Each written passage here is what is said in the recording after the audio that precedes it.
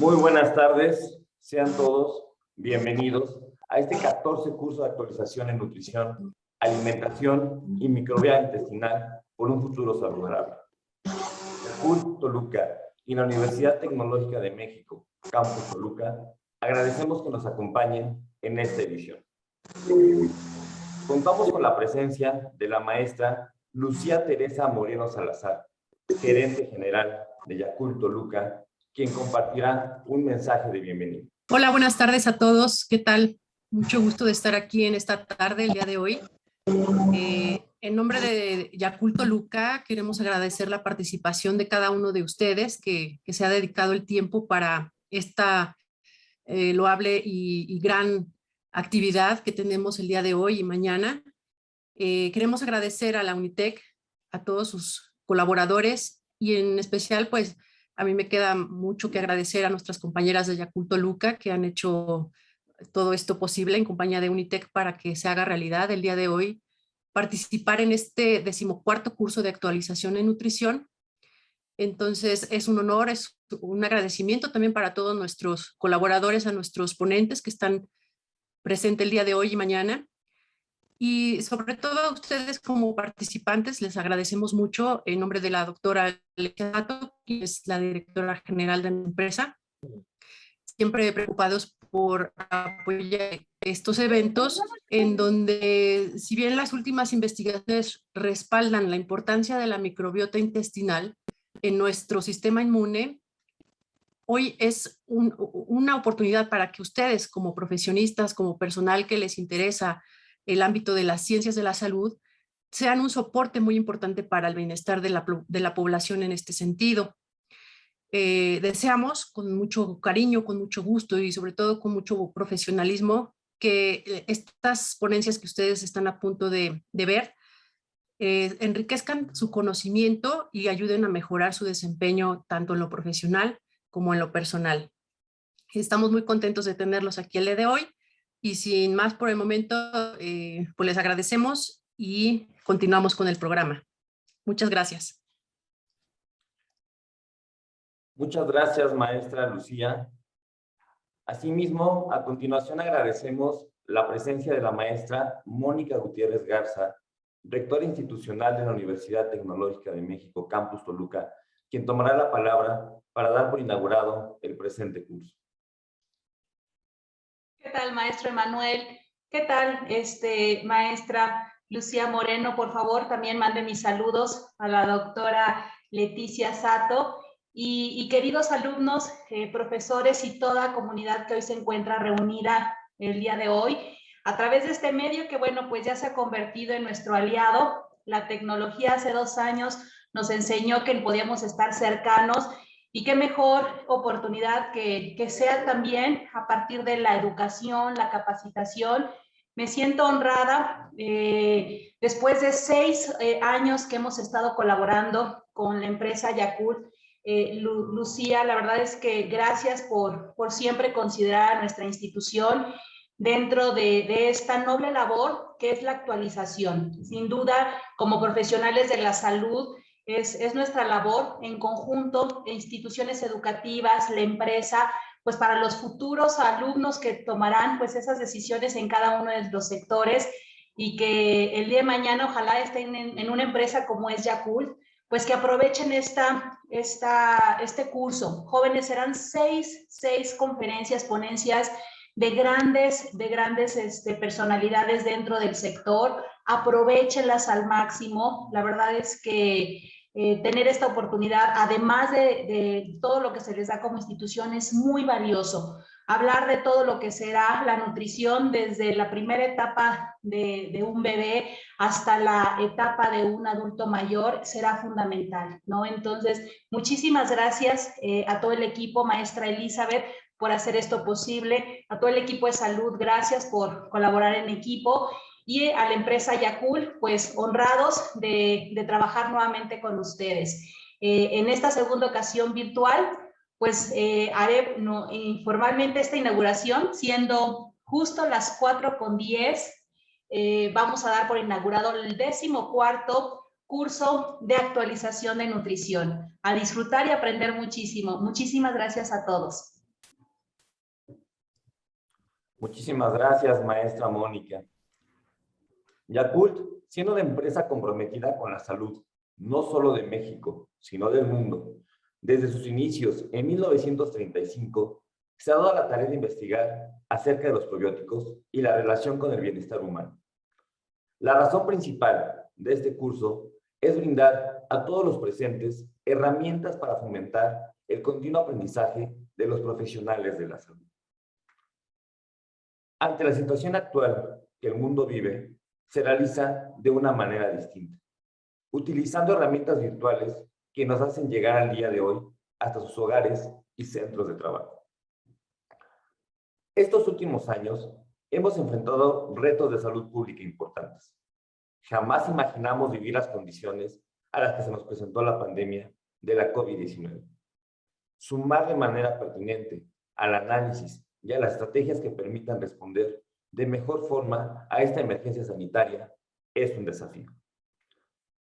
Esto nos confiere una gran responsabilidad, la de redoblar esfuerzos para hacer un apoyo imprescindible a la salud de los mexicanos.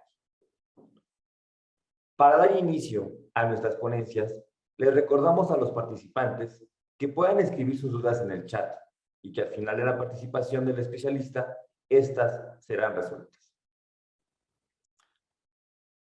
El estado nutricional está asociado con la función pulmonar y juega un papel crítico en el tratamiento del paciente pediátrico con COVID-19, que depende de un apoyo ventilatorio. Un inadecuado estado nutricional, como la desnutrición, perjudica severamente la función pulmonar. Por esto, administrar el adecuado soporte nutricio es de suma importancia para mejorar el pronóstico y la función pulmonar en nuestros pacientes pediátricos.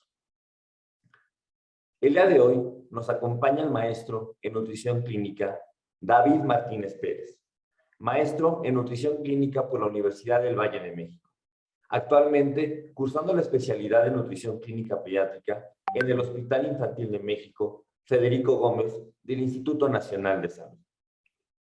Ha sido jefe del Departamento de Nutrición y director de la Casa del Niño y del Adolescente en Médica Sanal. Asimismo, docente de la Universidad Tecnológica de México por 5 años. Él participará con el tema Importancia de la intervención nutricia en el paciente pediátrico con COVID-19. Maestro David, buenas tardes y bienvenido. Hola, buenas tardes, muchas gracias. Buenas tardes a todos. Antes que nada, muchísimas gracias por la invitación. Espero que la información que a continuación les voy a compartir les sea de muchísima utilidad. Y bueno, el día de hoy vamos a platicar de la importancia de la intervención nutricia en el paciente pediátrico con COVID-19. ¿Podrían colocar la siguiente diapositiva? Bueno, antes de entrar de lleno al tema, es importante que tengamos en consideración que especialmente el estado de nutrición juega un papel muy importante en todas las etapas de la vida. Si hablamos en particular en la etapa de la infancia, tenemos que hablar de crecimiento, tenemos que hablar de estimulación de desarrollo y de muchísimas cosas que son muy importantes y de las cuales son vitales en la parte de la nutrición. Entonces, hablando acerca de esto, ¿por qué es importante o qué tiene de importante la nutrición? Primero, en el desarrollo normal de un niño, el estado nutricional nos va a fomentar que pueda desarrollarse de una manera adecuada, no solamente a nivel salud, sino en todos los sectores de su vida. Ahora, ¿qué pasa con los pequeños que llegan a padecer esta enfermedad que el día de hoy pues, es tan importante? Primero tenemos que asegurar que el estado nutricional evite cualquier tipo de alteración, ya sea antes, durante o después. ¿A qué me refiero con esto? Que el niño en sí esté preparado para cualquier eventualidad. Entonces, si nosotros aseguramos un estado de nutrición adecuado, vamos a evitar desnutrición, sobrepeso y obesidad de manera general.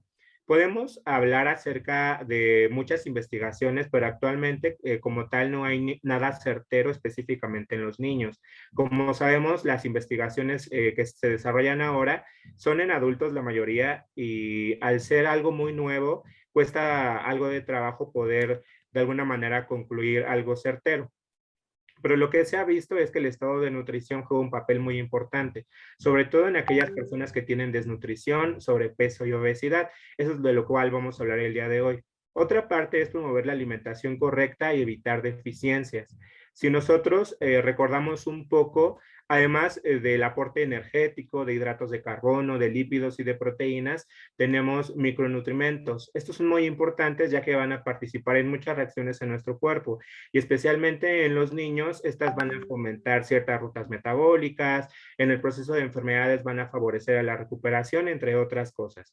Y bueno, hablando específicamente de los pacientes hospitalizados, que es en el rubro en el que actualmente me encuentro, el estado nutricional previo y durante la manifestación del COVID mejora el pronóstico, el que puedan de alguna manera caer en otras enfermedades o comorbilidades y que se pueda aumentar la mortalidad. Entonces es muy importante tener cuidado en esto, ya que nosotros podemos fomentar como profesionales de la nutrición desde nuestras áreas, no solamente desde el ambiente hospitalario, sino desde el ambiente de la prevención. Entonces, si nosotros aseguramos que las personas, no solamente en edad pediátrica, sino a manera general, tengan un estado de nutrición adecuado, podemos tener un mejor pronóstico si es que llegamos a padecer de esta enfermedad. La siguiente, por favor. Ahora, hablando específicamente de la desnutrición, pudiéramos pensar que la desnutrición ya no es algo frecuente en nuestro país, pero es importante nosotros tener en cuenta que la desnutrición está presente y sobre todo en los niños. De manera diaria en el hospital yo les puedo compartir que vemos niños que tienen desnutrición y podría parecer algo que tal vez no debería de ser común, pero es algo que pasa y más en niños que están enfermos. Entonces, generalmente los niños que padecen desnutrición tienen un deterioro en el sistema inmunitario y como esto lo podemos de alguna manera relacionar, esto va a aumentar el riesgo de infecciones y de enfermedades.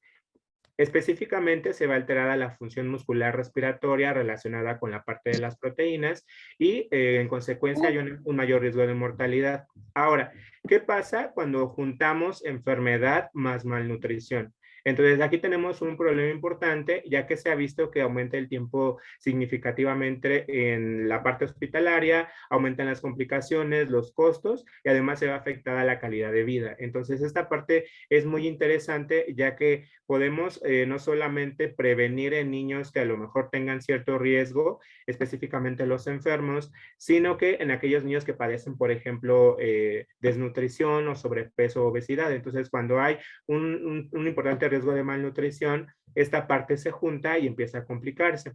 Tenemos que tener en consideración algo muy importante, que es cuando los pacientes presentan COVID, generalmente una de las manifestaciones clínicas van a ser la diarrea y el vómito. Entonces, si hablamos a nivel alimentario, esta parte va a repercutir de manera muy importante. Puede empeorar el estado nutricional del paciente, puede haber deshidratación, asimismo también puede afectar la ingesta por el mismo miedo del niño a volver a padecer esta parte de diarrea y vómito, incluso de los padres. La siguiente, por favor. Ahora, ¿cómo debemos intervenir? Ya vimos que es importante, pero ¿qué es lo que debemos hacer? Algo que tenemos que tener muy claro y que no tenemos que de alguna manera como exigir esta parte o ser como muy rigurosos, es que no existe hasta el momento un tratamiento nutricional específico. Al ser una enfermedad realmente nueva, no se ha estudiado demasiado al respecto. Entonces, lo que se va aprendiendo es sobre lo que va pasando actualmente. Y bueno, lo que tenemos que hacer es dirigirnos a partir de los síntomas. Entonces, el tratamiento nutricional va a ir enfocado a esta parte.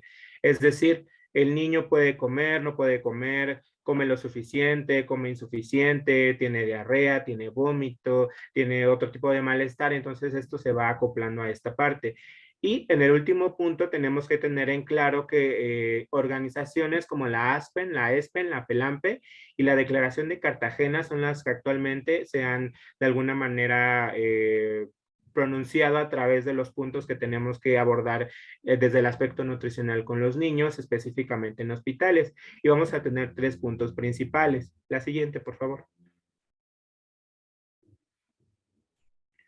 ¿Y cómo debemos intervenir? Esto no es más que como lo conocemos de manera general, el proceso de cuidado nutricio. Entonces, la primera parte va a ser detectar. Entonces, ¿cómo vamos a detectar? La manera más sencilla en un niño que padece COVID es la evaluación antropométrica.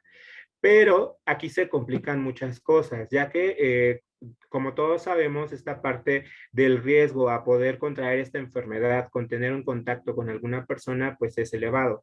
Entonces, se complica el obtener indicadores tan sencillos como lo es un índice de masa corporal. Entonces, lo que nos recomiendan es de manera muy sencilla solamente peso y talla, ya sea por valoración directa o indirecta. ¿Esto qué quiere decir? Directamente valorar al niño o de manera directa irnos a la parte del expediente con los familiares y a lo mejor tenemos algún tipo de referencia con el pediatra. ¿Y cómo vamos a interpretar esto? ¿Cómo lo vamos a analizar? Lo que se recomienda es el puntaje Z o el Z-score para el peso para la talla en el caso de los niños menores a 2 años y el IMC también puntaje Z para niños mayores de 2 años. Entonces esta parte nos va a hablar específicamente de si está debajo de 2 es desnutrición y si está abajo de 3 es desnutrición severa. Y pudiera en algunos momentos complicarse. A mí me ha tocado verlo que ni siquiera se puede tomar una talla y a lo mejor ya con mucho trabajo se puede tomar el peso. Entonces lo que nos recomiendan de alguna manera es de ese peso poder estimar el peso para su edad, utilizando también de la misma manera el puntaje Z. Entonces, de alguna forma ahí sería como esta parte. Y bueno, en algunas unidades hospitalarias se pueden utilizar tamizajes. Actualmente no hay ningún tamizaje estandarizado en la edad pediátrica, pero lo que nos recomiendan como una buena herramienta podrá ser el Strong Kids. Entonces, esta parte es muy importante ya que no es necesario ir directamente con el niño, tener contacto con él, sino que simplemente a través de ciertas preguntas, incluso con los familiares, podemos determinar el riesgo nutricional. El siguiente paso sería nutrir.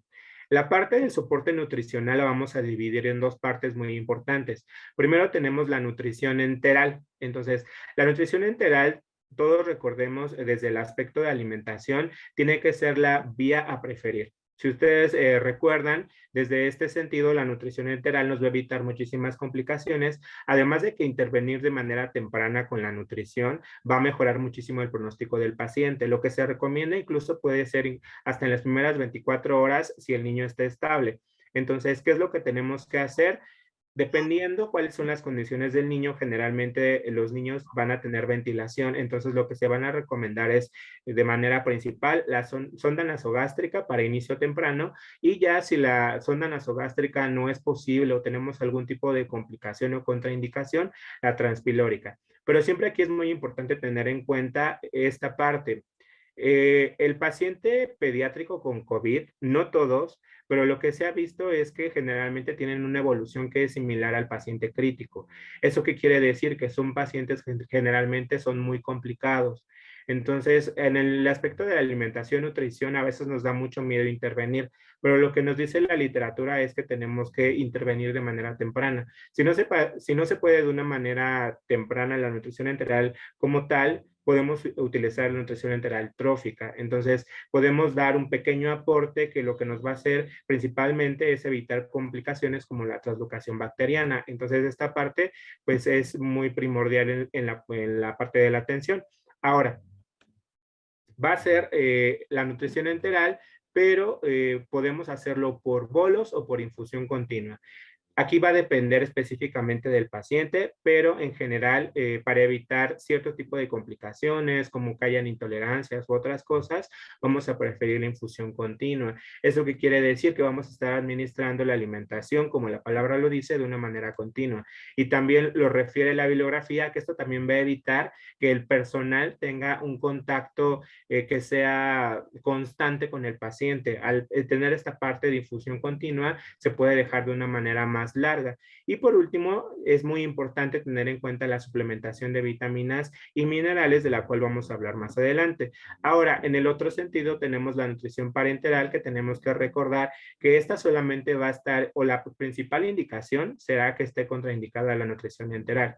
Entonces, esto es muy importante, ya que la nutrición parenteral lleva consigo ciertos riesgos o ciertas complicaciones. Entonces, tendríamos que dejarlo como algo secundario o como algo que nos esté imposibilitando que nuestro paciente pueda comer, ya sea por una sonda o por vía oral. Y bueno, por último tenemos la parte de monitoreo. que principalmente estamos hablando de hospitalización, y el monitoreo más sencillo que podemos tener es la parte de la valoración antropométrica, peso y talla. Y si es posible, incluso podríamos hablar de perímetro de brazo o pliegue cutáneo tricipital utilizando percentiles. Entonces, esta parte también la podemos ocupar, pero incluso también nos describen que podríamos en la parte de los bioquímicos, por ejemplo, utilizar la glucosa o como tal, por ejemplo, el perfil lipídico, entre otras situaciones. Tenemos que ir ajustando a requerimientos y el paciente te va a ir dando la pauta. Entonces, va mejorando, no va mejorando, aumenta, por ejemplo, el perímetro braquial, aumenta de peso, no aumenta de peso. Entonces, en esta parte hay que ser como muy dinámicos. Y otro punto muy importante es evitar el síndrome de realimentación, sobre todo en aquellos niños que han estado en un ayuno prolongado y que son pacientes con desnutrición. Entonces, obviamente, para la parte del síndrome de realimentación hay pautas que son muy específicas. En general, si se tiene riesgo a generalmente se maneja viendo, por ejemplo, los valores de potasio, de magnesio, de fósforo. Si están disminuidos, ahí tenemos cierto riesgo, y la recomendación es empezar con el 25% del requerimiento. Y después, al egreso, a la valoración antropométrica va a ser una de las bases más importantes para poder como tener esta parte del estado de nutrición adecuado y llegar a la rehabilitación. Se recomienda un seguimiento de 15, 30 hasta 60 días. La que sigue, por favor.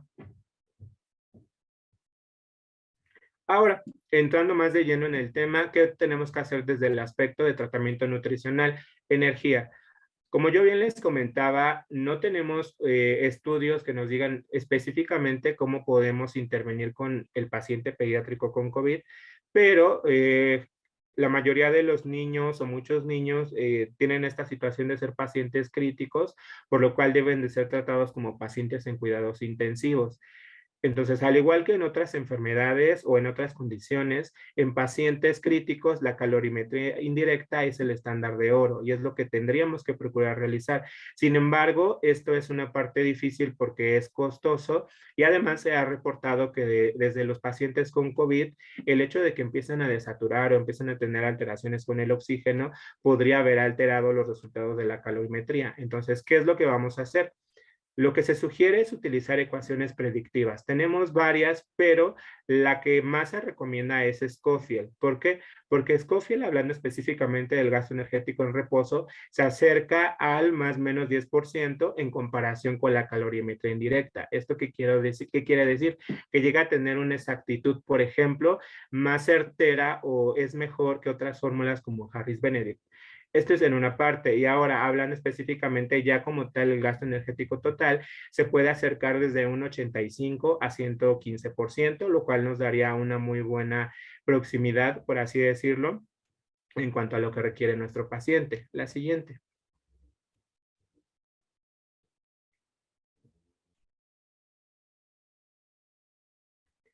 Ahora, tenemos que tener en consideración que tenemos un requerimiento incrementado por una respuesta a factores de estrés y enfermedad de base, y que precisamente va a haber una inexactitud en las fórmulas predictivas, pero pues nos tenemos que tratar de enfocar a lo que tenemos.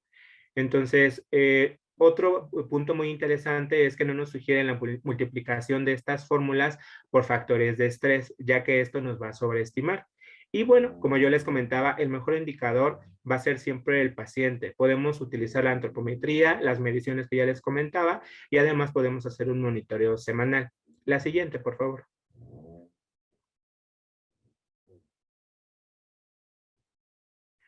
Ahora, lo ideal sería solamente utilizar la fórmula predictiva, en este caso es Schofield. Incluso podríamos elevar hasta el doble del gasto energético basal, y obviamente uno de los objetivos más importantes es que al terminar la primera semana el niño pueda alcanzar el 60% de su requerimiento del gasto energético basal. Pero si nosotros vemos que no consigue mejoría con este punto, ahora sí podríamos agregar factores de estrés, pero es muy importante considerar que no se puede utilizar cualquier factor de estrés. Tenemos que tener cuidado cuidado con aquellos que no están descritos por la literatura, ya que como les mencioné anteriormente, puede sobreestimar. Entonces, al estar sobreestimando, nosotros estamos dando una mayor cantidad de energía y nutrimentos, lo que puede empeorar en sí la condición de nuestro paciente. ¿Cuáles son los factores de estrés que nos recomienda la literatura? Primero tenemos el factor de fiebre, el cual nos dice que le podemos agregar más del 12% de nuestro gasto energético basal por cada grado centígrado arriba de 37. Entonces, esto sería como tal una suma. Después, generalmente como son niños que son críticos, podemos ocupar sepsis, trauma o cirugía, de lo cual nos recomiendan desde un 10 hasta 30%, dependiendo de la gravedad. De aquí podríamos pensar, pero ¿cómo sé cuánto darle? Y entonces aquí va a depender mucho del criterio clínico de cada uno y sobre todo de cómo se vaya desarrollando el paciente. Y por último tenemos a los niños que tienen síndrome de dificultad respiratoria aguda, en los que incluso se ha visto que pueden requerir aumentar hasta 20% más. La siguiente, por favor.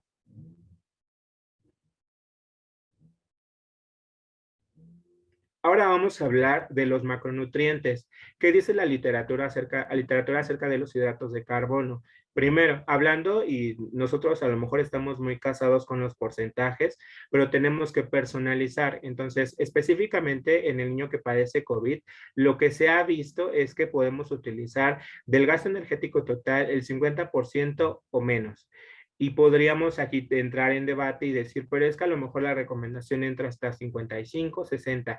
Sí, pero en un paciente que está en normalidad. En el caso de los niños que padecen enfermedades pulmonares, en este caso en niños que tienen COVID, tenemos que tener en consideración que el exceso tanto de energía como de hidratos de carbono podría originar hipercapnia. ¿Eso qué quiere decir? Que podemos aumentar la cantidad de CO2 en la sangre, lo cual no sería benéfico para el paciente.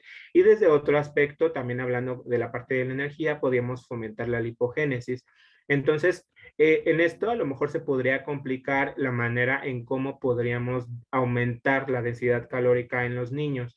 Entonces, en esta parte lo que se recomienda es utilizar módulos, el cual se ha visto que podemos ocupar y que no altera, por ejemplo, la osmolaridad en la alimentación, podrían ser maltodextrinas y se podrían ocupar sin ningún problema. La siguiente, por favor.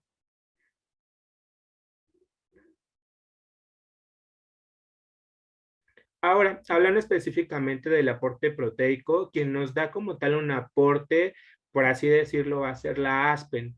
Aquí tenemos que tener en cuenta que es muy importante cuidar dos aspectos en el tratamiento nutricional, como bien se los mencioné. La primera parte va a ser la energía y la otra parte van a ser las proteínas. Esto con la finalidad de que nosotros podamos evitar el catabolismo. Como bien sabemos, específicamente en los niños que son pacientes críticos o que tienen esta condición de paciente crítico, puede llegar a haber un empeoramiento muy importante en cuanto a la utilización de sustratos, lo que puede ocasionar en sí a su vez desnutrición. Entonces podemos tener niños que tal vez ingresan a hospitalización y que a lo mejor tenían obesidad y sobrepeso, y por esta parte de incremento pueden llegar a una parte de normalidad en peso, por así decirlo, y posteriormente a desnutrición si no tenemos cierto cuidado. Entonces, esta parte es muy importante ya que las proteínas se han visto que participan directamente en este proceso inflamatorio en esta enfermedad. Entonces, estas proteínas se empiezan a utilizar, lo que empieza a fomentar que se empiece a terminar las reservas que tenemos. Entonces, ¿cuáles van a ser las recomendaciones desde el aspecto enteral en pacientes críticos pediátricos? Va por edades, y si ustedes lo pueden observar, aquí lo tenemos, de 0 a 2 años se recomienda 2 a 3 gramos por kilo, de 2 a 13 años va a ser 1.5 a 2, y de 13 a 18 años va a ser 1.5. Aquí algo muy importante que tenemos que tener en consideración, que podríamos tener un niño con ciertas afectaciones sumadas, por ejemplo, un niño que padezca COVID y que a lo mejor padezca una enfermedad renal, o que a lo mejor padezca una enfermedad, no sé, se me ocurre hepática, y que tengamos que jugar con esta parte de las proteínas. Entonces aquí también va a entrar el criterio clínico de cada quien, y sobre todo es importante tener en consideración que la cantidad mínima que considera la Aspen como requerimiento de proteínas es de 1.5 gramos por kilo. Entonces podemos jugar con esto. Y bueno, también después se han hablado mucho acerca de ciertos nutrimentos, pero en realidad no hay bastante evidencia. Del que más se ha visto es en la glutamina. Específicamente hay un estudio que nos habla acerca de glutamina, pero aplicada en ratas. Entonces, ¿Qué fue lo que hicieron? Fue darle glutamina a estos animalitos y lo que se observó es que generalmente en los pulmones, cuando los pacientes tienen COVID, pueden consumir más glutamina y se requiere más. Pero esto no quiere decir que tengamos que dar un aporte extra de glutamina, sino que es un tema importante que tendremos que verificar ahí y que no tan necesariamente tendríamos que suplementar o dar glutamina, sino que incluso tendríamos que tener cuidado solamente con el aporte proteico. Entonces, es como muy importante manejar este tipo de información y como tener precaución, ya que, ejemplo, la glutamina se ha visto benéfica, pero por ejemplo en paciente adulto para ciertas enfermedades, incluso en paciente crítico, pero hay como pendiente mucha investigación en paciente pediátrico. La siguiente, por favor. Después, en la parte de los lípidos que nos recomiendan, podemos incluso ir desde un 30-40% del gasto energético total e incluso hasta un 50%. Esto viene derivado de lo que les había comentado en los hidratos de carbono. Lo que queremos fomentar es la disminución de la producción de CO2. Y lo que se ha visto es que los hidratos de carbono aumentan la producción del CO2, a diferencia, por ejemplo, de los lípidos que tienen un cociente respiratorio menor. Esto, pues específicamente es la capacidad que tienen de producir dióxido de carbono. Entonces, esto es importante a considerar y que es una herramienta muy interesante, muy importante, por ejemplo, en pacientes pulmonares crónicos. Y bueno, por último, desde el aspecto de los lípidos, se ha hablado mucho acerca específicamente de omega 3 y omega 6. Como tal, también no hay una investigación certera en esto, pero lo que sí se ha visto en los pacientes adultos es que si se fomenta un elevado consumo de omega 3, se tienen efectos antiinflamatorios. Esto recordando en el aspecto de que un consumo elevado de omega 6, sobre todo cuando tenemos ciertas enfermedades que son inflamatorias, lo que va a hacer es que haya mayor inflamación, ya que los omega 6 son precursores de los eicosanoides y que estos terminan obviamente en la ruta de todas las interleucinas, citocinas. Entonces es muy importante en esto tener cuidado con el aporte que estamos teniendo. Como tal, no hay un requerimiento, pero es un punto aquí que es interesante de verificar y que tendríamos que checar en el aspecto de qué tipo de lípidos vamos a aportar. Pues recordando que, por ejemplo, una de las fuentes más importantes de omega 3, pues va a ser el pescado. La siguiente, por favor.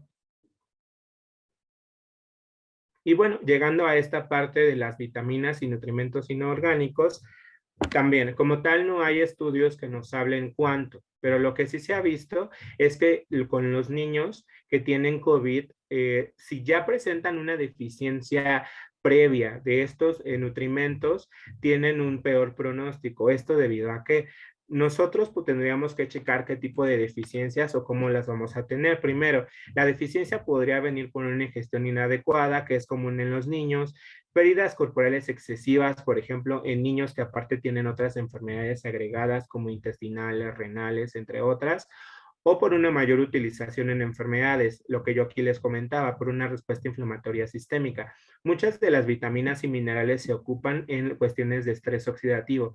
Entonces, cuando nosotros estamos en un constante estrés oxidativo, sobre todo en personas que están enfermas, van a empezar a bajarse esas reservas de nutrimentos.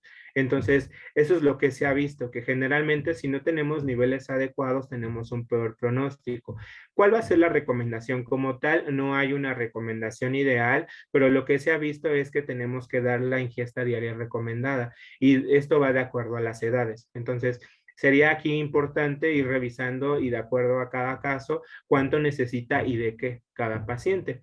Ahora, hablando acerca de una revisión sistemática, lo que se vio era, lo que les comentaba con anterioridad, es que la vitamina A, C, D y E, el selenio y el zinc, el hierro y el complejo B tienen un efecto benéfico en los pacientes con COVID y que se vio una disminución significativa en las concentraciones plasmáticas.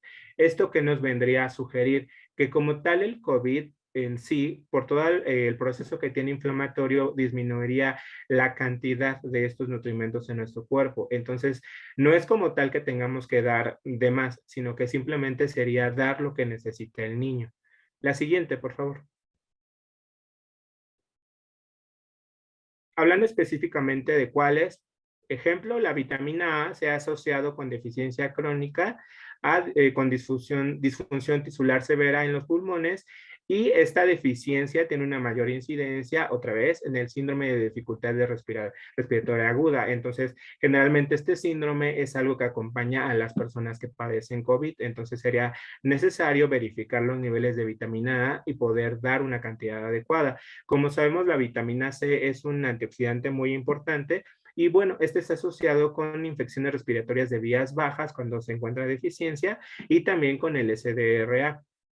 La vitamina D se viene relacionada con una reducción de las citocinas proinflamatorias, especialmente el interferón gamma y la interleucina 6, que recordemos la interleucina 6 es de las interleucinas más importantes para la inflamación y que generan peor pronóstico en los pacientes. Y por último tenemos la vitamina D, que participa también de manera directa como antioxidante y disminuye significativamente la lipoperoxidación en ratas con SDRA. Entonces aquí faltarían más estudios en humanos, pero lo que conocemos en pacientes pediátricos y de todas las edades de vitamina E, pues es generalmente con estrés oxidativo. Ahora, por último, el selenio, también la deficiencia en SDRA viene relacionado a niveles adecuados en sangre y esto generalmente fomenta menor tiempo de ventilación mecánica y de estancia en terapia intensiva. Y por último, el zinc, como tal tampoco hay un estudio concluyente, pero lo que se ha visto es que puede inhibir la replicación del coronavirus. Entonces aquí tendríamos que investigar más, hablando específicamente de qué cantidades y en qué condiciones. La siguiente, por favor. Ahora, hablando específicamente de nutrición parenteral, como yo les decía, sería nuestra última opción, pero si nosotros estamos viendo que por ejemplo, el niño no tiene una evolución nutricional adecuada, tendríamos que hablar de algo que podría ser complementario o una nutrición mixta. Entonces, ¿eso qué quiere decir? Que podríamos complementar la nutrición enteral con nutrición parenteral. Entonces, hay estudios en adultos observacionales que, como sabemos, no tienen el más alto grado de evidencia, pero que nos pueden servir, en el cual se han visto que tienen una mejor evolución cuando se les da nutrición parenteral, pero esto viene más acompañado de una nutrición enteral, es decir, no dar como tal la nutrición parenteral sola, sino poderla acompañar y que sea de manera temprana. Y lo que yo les decía, si no se satisface la meta energética y proteica o la nutrición enteral está contraindicada, será necesaria la nutrición parenteral de forma complementaria o ya bien la nutrición enteral o nutrición parenteral total. La que sigue, por favor. Ahora, y ya por último hablamos de la rehabilitación nutricional. Si no sabemos muchas cosas acerca de el proceso como tal de COVID y estado nutricional y como tal evolución, tampoco en la rehabilitación hay como tal una conclusión. Lo que se ha visto en adultos es que en tiempo se desconoce el momento necesario en que tengamos que seguir como tal la intervención nutricional, ya que los requerimientos pueden necesitar una mayor cantidad, podemos requerir una mayor ingesta de energía y de proteínas. Incluso se ha hablado que en la rehabilitación nutricional, es decir, ya cuando el paciente se va a ir a su casa, puede llegar a necesitar hasta el doble de su gasto energético en reposo. Y bueno, tenemos que tener una vigilancia estrecha del estado nutricional y es posible que los pacientes requieran ese apoyo nutricional incluso después de alta. Y como les comento, se desconoce el tiempo. La siguiente, por favor. En los adultos se ha visto cambios significativos en la capacidad para comer, la disminución del apetito, alteración del gusto, en las preferencias alimentarias, hasta en un tiempo posterior de 3 meses después del diagnóstico. Y obviamente aquí también faltaría estudios en niños, pero pues esto sería como algo que podríamos sugerir y que tendríamos que tener como foco rojo para ver esta parte de la rehabilitación nutricional. Como tal, pues no es que el niño no quiera comer, sino que dentro de la parte de hormonal y celular hay ciertas alteraciones que van a fomentar que como tal el niño no esté comiendo. Entonces eso es importante verificarlo. Ahora, la nutrición enteral, lo que se ha visto es que podría continuar después del alta hasta que se pueda consumir o alcanzar el 75% de sus requerimientos. Entonces, esto es muy importante relacionado a la diapositiva anterior, ya que el gasto energético basal se podría generalmente hasta duplicar. Entonces, es como algo que tendríamos que tener en consideración. Y bueno, por último, los micronutrientes, es posible que también se requiera suplementación, esto viéndolo desde el aspecto de crecimiento y de posición de la masa muscular, obviamente tratar de alcanzar lo ideal, y en los micronutrientes como tal tenemos que ser como cuidadosos, habría que medir los niveles séricos y en esta parte de medición lo que nos recomiendan los autores es que las mediciones son confiables hasta que empieza a bajar toda la parte de la inflamación, por ejemplo, la proteína C reactiva llega a un estado normal y ya podríamos como tal medir esos niveles séricos. La que sigue, por favor. Y bueno, en general sería todo. A manera de conclusión, les dejo lo siguiente: el soporte nutricional en pacientes pediátricos con COVID-19 es importante, es una parte importante del tratamiento multidisciplinario para mejorar su pronóstico. Aquí es muy importante o es de manera vital que nosotros como nutriólogos o como personal de salud entendamos que necesitamos la ayuda de, pues ahora sí que de todo el equipo, que obviamente no solamente depende de la ventilación, que no depende solamente del medicamento, que no solamente pues depende como de la parte médica o de todo lo que pudiera hacer, sino que aquí vamos a necesitar la parte nutricional, a lo mejor la parte de terapia física, o sea, todo lo que pudiera fomentar que el niño pueda tener una recuperación más rápida y que pueda tener un mejor pronóstico. Y es necesario promover el adecuado estado nutricional que favorezca la mejor función pulmonar. Entonces, esto pues yo se los puedo compartir desde pues los pacientes que he tenido la oportunidad de ver que han tenido como esta parte de COVID. Un niño o un adolescente o un bebito entre mejor estado nutricional tenía previo, antes del COVID, mejor evolución va a tener. Entonces, esto no solamente sirve en la parte de qué hacer cuando el niño ya lo padece, sino poder como tal analizar o reflexionar que es importante que podamos hacer una intervención o desde donde estamos, intervenir o concientizar a las personas de que esta situación pues va a seguir, que no sabemos hasta cuándo va a desaparecer, pero que si nosotros tenemos esta parte de mejora de hábitos y tener esta parte como de conciencia en alimentación, pues sí nos debemos de preocupar por el COVID, pero nos podemos ayudar de otras cosas. Y bueno, sería todo. Muchas gracias.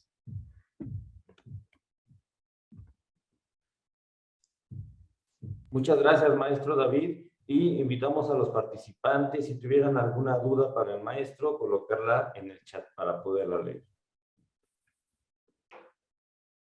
Hay una pregunta, maestro, de Andrea Morales. Dice, ¿hay algún alimento que pueda ayudar con la recuperación? Como tal, no hay como algo específico. Aquí hay que tener muy en claro que ningún alimento le podemos dar como tal una función que tenga que ver con que te va a evitar o que te va a mejorar. Es en general la alimentación. Entonces, como yo les decía, es importante aquí considerar, por ejemplo, la parte de la suplementación, que no necesariamente se requiere de comprar vitaminas y minerales, sino que lo podemos tener en alimentos como son frutas, verduras y cereales. Entonces, como tal, pues no es un alimento, sino como tal la alimentación, pues ya en su totalidad. Muchas gracias. Hay otra pregunta, maestro, que dice, generalmente, ¿qué tipo de suplementación se llega a utilizar si el paciente lo requiere? De lo que más se ha hablado es de vitaminas liposolubles, A, la D, la K, y específicamente algo que está como documentado es el zinc. Entonces es como lo que podríamos ahí hablar en este sentido. Muchas gracias. Asimismo preguntan, ¿cómo se manejaría el tratamiento nutricio en un menor de 6 meses en caso de presentar COVID? Es las mismas pautas que estamos viendo aquí. En el sentido de los bebés, recuerden que siempre tenemos que darle preferencia a la lactancia materna. Entonces, si el bebé no tiene ninguna contraindicación para tener lactancia materna, esa sería nuestra principal fuente de alimentación y obviamente basados en sus requerimientos. Pero si existe algún tipo de contraindicación, ya tendríamos que hablar, por ejemplo, de algún tipo de fórmula. Pero en general, pues el manejo sería el mismo. Muchas gracias. También preguntan, ¿la glutamina tampoco se brindaría de forma oral para mantener la integridad del enterocito? No, en el paciente pediátrico como tal no hay suficiente evidencia que lo sustente, ni en paciente con COVID, ni en paciente crítico. Entonces no sería algo recomendable. Muy bien. En pacientes post-COVID, ¿cómo es la recuperación nutricionalmente?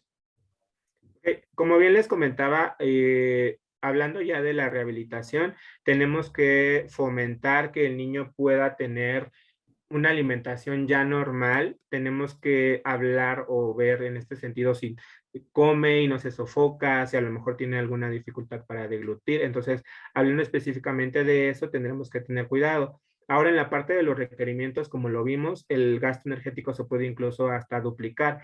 Entonces, es importante, ya que el niño, no sé, por ejemplo, egresa del hospital, hacer una evaluación nutricional. Ahora sí que ya se puede completar a lo mejor, poderlo como tal medir, pesar y ver cómo está, y ya referente a eso poder nosotros hacer una intervención y ya de esa manera como ir viendo cómo se puede ir como avanzando, pero en general es pues ya fomentar una alimentación normal y evitar sobre todo que el niño continúe con este proceso de desnutrición, o incluso que si tiene sobrepeso o obesidad, evitar también que siga como con esta parte de evolución, sino llevarlo a un estado de normalidad para que pueda tener la menor cantidad de complicaciones posibles.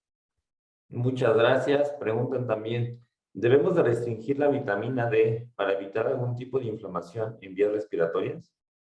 En el caso de los niños, no. O sea, incluso hay recomendaciones muy elevadas de vitamina D, pero no, como tal no hay. Obviamente, pues sí, si sobrepasa para la edad, tendremos que verificar de acuerdo a la edad cuál es el requerimiento, pero si sobrepasa para la edad, pues sí hay que tener cuidado porque al final, pues es una vitamina liposoluble y se puede acumular, pero si damos una cantidad normal no hay ningún problema. Muchísimas gracias. Una última pregunta, maestro. ¿Algunas recomendaciones generales para después de la enfermedad y que el paciente pueda seguir en casa? ¿Y para qué? El paciente pueda seguir en casa. Sería en este sentido de lo que les comentaba acerca del apetito. Entonces tenemos que fomentar en el niño que coma, tenemos que fomentar en el niño que se pueda atraer por los alimentos, jugar con los colores, jugar con las texturas. No sé si incluso si es necesario hablar de esta parte de rehabilitación también pulmonar, que es muy importante, porque incluso hay casos de niños que pueden tener como esta dificultad para poder alimentarse e incluso para respirar, pero se lleva de una manera normal, de acuerdo a requerimientos. Como les decía, tenemos que personalizarlo, evaluar, después de la evaluación poder ver si el niño está desnutrido, si tiene sobrepeso, si tiene obesidad, pero en general pues se recomienda una dieta para su edad y que pueda pues ser lo más variada posible, que pueda tener la mayor cantidad de vitaminas y minerales. Bien, muchísimas gracias, maestro, en verdad. Creo que son todas las preguntas, lo demás son felicitaciones para usted. Muchísimas gracias. Gracias.